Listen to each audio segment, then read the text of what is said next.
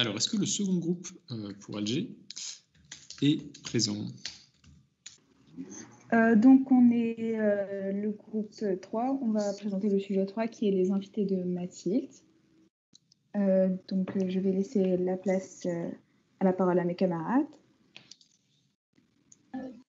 Bonjour à tous. Donc, on va commencer par présenter l'énoncé de notre sujet. Alors, Mathilde invite ses amis à son anniversaire. Enfin, déjà, le sujet est intitulé les invités de Mathilde. Donc, elle invite ses amis à son anniversaire. Et parmi ces invités, certains se connaissent déjà et d'autres se rencontrent pour la première fois. Donc, elle se demande à partir de combien d'invités peut-elle être sûre qu'il y ait 3 invités qui se connaissent 2 à 2 ou bien 3 invités qui ne se connaissent pas 2 à 2. Alors, on a donc 2 possibilités. Soit on a 3 invités qui se connaissent 2 à 2, soit on a 3 invités qui ne se connaissent pas 2 à 2.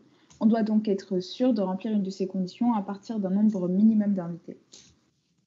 On a alors modélisé le problème par des graphes qui comprennent un ensemble de sommets et d'arêtes et qui permettent de représenter différentes situations. Ici, les sommets représentent les invités, tandis que les arêtes représentent les relations qui les lient entre eux. Vous pouvez donc comprendre que les segments verts représentent 2 invités qui se connaissent, tandis que les segments rouges représentent 2 invités qui ne se connaissent pas.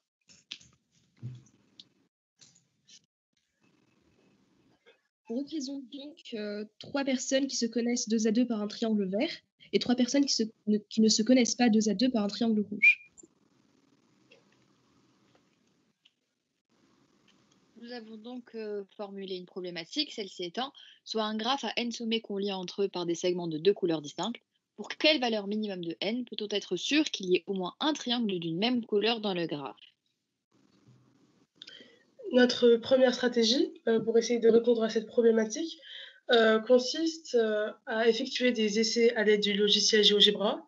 Donc, on pouvait représenter des graphes à l'aide de points qu'on posait à chaque fois. Donc, on pose n points qu'on relie en évitant de former des triangles d'une même couleur. Et on commence par le plus petit nombre avec lequel on peut former un triangle, donc 3. Et à chaque fois, on ajoute un point afin de vérifier qu'il est possible de ne pas avoir de triangle monochrome. Parce que si on arrive, à force d'ajouter des points, si on arrive dans une situation où on peut avoir une configuration où il n'y a aucun triangle, on ne prendra pas ce nombre parce que nous, on cherche au moins un triangle monochrome. Donc, on a réussi avec cette première approche. On est arrivé intuitivement au nombre de 6, où c'est le nombre où on n'a pas réussi à ne pas former de triangle. Et on a déduit donc que le nombre minimum de points à avoir pour former un triangle de la même couleur est 6. Alors, on a tenté une deuxième approche cette fois-ci. C'était à travers le théorème de Mantel et c'est un théorème de la théorie des graphes qui nous dit que dans un graphe G à n sommets sans triangle, il y a au plus n au carré sur 4 arêtes. Et du coup, une propriété directe qui en découle, c'est de dire que si on veut un triangle monochrome, c'est-à-dire un triangle vert ou un triangle rouge, alors il nous faut au moins n au carré sur 4 arêtes rouges ou vertes dans notre graphe. Sauf qu'ensuite, on a essayé d'appliquer cette méthode dans notre raisonnement et on s'est retrouvé à traiter il y avait trop de cas différents à traiter puisque ça dépendait de la façon dont on répartissait nos liaisons dans le graphe et que du coup on se retrouvait avec différents cas à traiter et ça devenait assez lourd à faire et alors on a abandonné cette approche.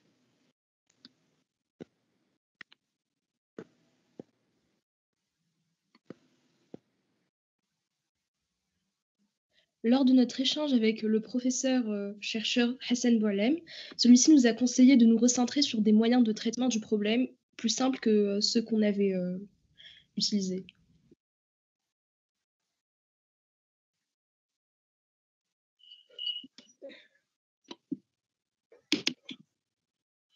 Suivant donc ce conseil, pour la troisième approche, nous avons décidé de travailler avec de plus petits nombres. Et après plusieurs essais, nous sommes arrivés à la conclusion que c'est à partir de 6 points qu'on a au moins 3 liaisons de même couleur. En effet, si on prend 6 points et que l'on en relie un d'entre eux avec 5 autres points, on remarque que dans tous les cas, peu importe la configuration que l'on impose, nous avons toujours au moins 3 liaisons vertes ou au moins 3 liaisons rouges. On peut aussi le vérifier avec les cas où n, le nombre de points, est inférieur à 6. Et on voit bien que cela ne fonctionne pas. Par exemple, pour n égale 5, prenons un sommet isolé. Il y a donc 4 liaisons vertes ou rouges issues de ce sommet. Rappelons qu'il faut au moins 3 liaisons de même couleur pour avoir un triangle monochrome. Vous pouvez donc voir qu'aucun triangle monochrome n'est formé.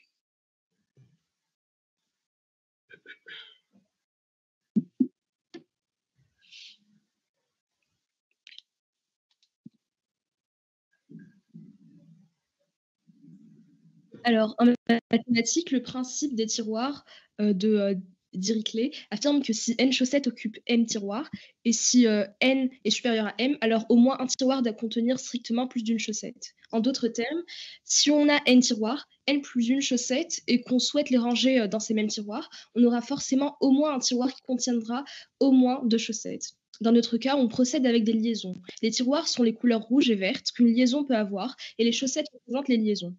Par exemple, si un point est relié à 5 autres, soit en rouge, soit en vert, alors cela nous fait 5 chaussettes. Vu qu'une liaison est soit verte, soit rouge, on la range dans une des 2 catégories, donc 2 tiroirs. Or, d'après le théorème des tiroirs, il y a au moins un tiroir qui contient au moins 5 sur 2 chaussettes. On arrondit au supérieur et donc on est sûr d'avoir au moins 3 liaisons vertes et 3 liaisons rouges pour chaque point du graphe.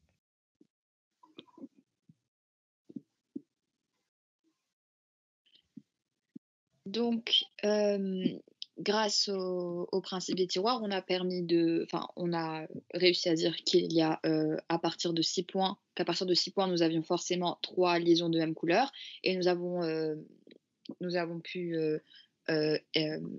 expliciter cela avec l'exemple qui suit. Donc, voici un cas dans lequel nous avons essayé d'avoir la situation qui nous est le moins favorable. Donc, une situation où on empêchera d'avoir un triangle vert, soit un triangle monochrome avec les 3 personnes qui se connaissent 2 à 2. Donc, pour éviter d'avoir la formation d'un triangle A, B et C, on va mettre une liaison rouge entre le point B et C.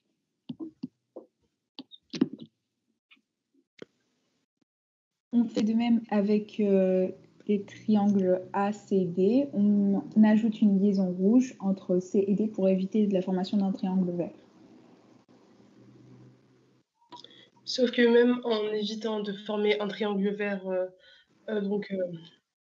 comme vous voyez, parce qu'on a déjà des liaisons vertes, même si on rajoute une liaison rouge à l'endroit où il y a des pointillés, on se rend compte qu'on finit par former, sans le vouloir, un triangle monochrome, puisqu'on forme un triangle rouge. Donc, avec 6 points, peu importe la configuration, même en évitant de former des triangles, on tombe forcément sur un triangle d'une même couleur. Et ça fonctionne aussi si on avait commencé avec des liaisons rouges dès le départ. On serait tombé sur un triangle vert. Donc, pour conclure, après plusieurs tentatives, d'échecs et de réussites, nous sommes arrivés à la conclusion que le nombre minimum de sommets dans un graphe pour former au moins un triangle monochrome est 6. Ce qui veut dire, si on revient au terme de notre exercice, enfin de notre sujet, que Mathilde doit inviter au moins 6 personnes pour être sûr qu'il y ait 3 invités qui ne se connaissent pas 2 à 2, ou bien 3 invités qui se connaissent pendant 2 à 2, ou bien 3 invités qui ne se connaissent pas. 2 à 2 toujours. Merci. Voilà. Ben, bravo. Merci beaucoup pour l'exposé. Merci d'avoir écouté. Alors, est-ce qu'il y a des questions? Je vois qu'il y a des gens qui ont levé la main. Ferry a levé la main. Oui, bonjour, je suis un élève et on a vu sur votre dernier graphe qu'avec 4 points, le dernier, s'il était vert, on avait un triangle vert, et s'il était rouge, on avait un triangle. Oui. Tu parles de celui-là?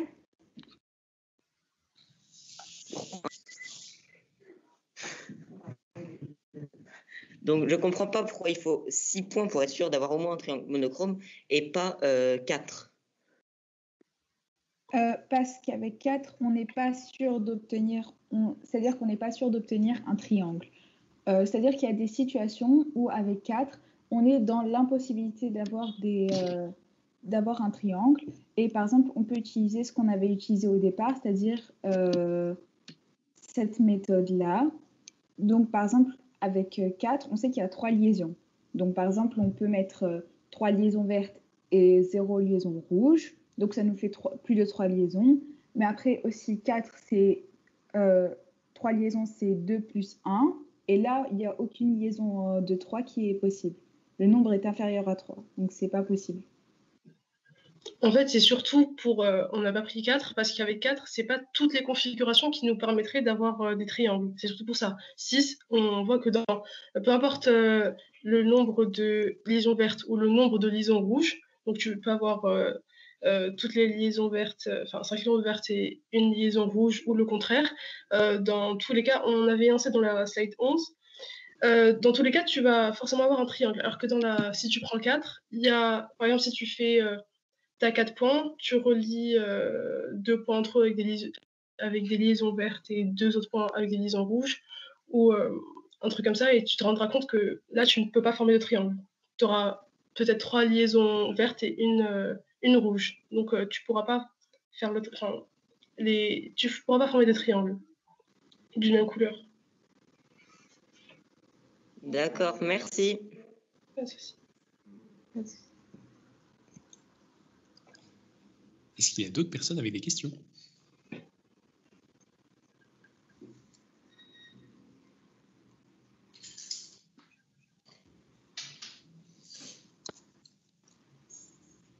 Question de Pierre. À la fin de la soirée, on espère qu'ils se connaissent tous 2 à 2, non? Oui, certainement. Certainement, oui. Moi, j'avais une question aussi. Quand on vous a donné le problème, est-ce que pour vous, modéliser ce truc-là à l'aide de graphes, ça a été quelque chose de très naturel, de direct? Ou est-ce qu'au contraire, vous êtes passé par d'autres modélisations avant? Comment ça s'est passé pour vous? En fait, on a commencé... Pardon, vas-y. En fait, on a commencé directement par modéliser sous forme de points et après, donc au fur et à mesure, c'est devenu des graphes. Mais c'est-à-dire que pour mieux visualiser un dessin, c'est mieux. Donc, quoi de mieux que de représenter des individus par des points et donc après, c'est parti pour des graphes. On ne savait pas ce que c'était des graphes, mais on a commencé par des points. Et ensuite, on a parlé de la stratégie à un professeur. Il nous a dit, vous devriez vous intéresser. Enfin, ce que vous représentez là, ce sont des graphes. Et donc, de là, on a fait plusieurs recherches sur les graphes et les propriétés. D'accord. C'est super comme démarche parce que vous aviez une intuition au départ, puis ensuite, vous êtes allé discuter avec des gens qui vont dire « Ah, mais il y a peut-être cette notion qui pourrait vous intéresser ». Et du coup, il y avait un échange entre votre intuition au départ et puis après, le lien avec ce que d'autres gens ont fait et comment votre intuition se rattache à ça. Oui. Merci. Donc, moi, je trouve ça super. Alors, est-ce qu'il y a d'autres gens qui ont des questions?